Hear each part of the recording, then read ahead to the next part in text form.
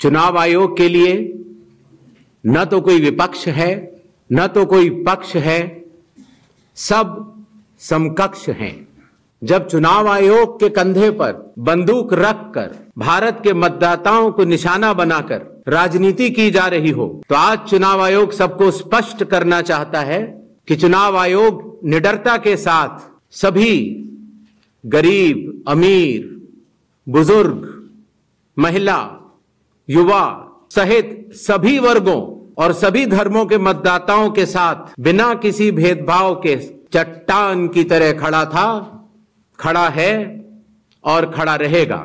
जब बिहार के 7 करोड़ से भी अधिक मतदाता चुनाव आयोग के साथ खड़े हैं, तो न तो चुनाव आयोग की साख पर कोई प्रश्न चिन्ह खड़ा हो सकता है और न ही मतदाताओं की साख पर।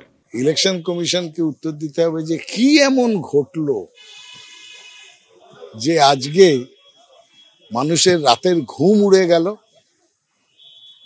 তারা ভাবছে যদি আমি ঘুমোই তাহলে ভোট চুরি হয়ে যাবে।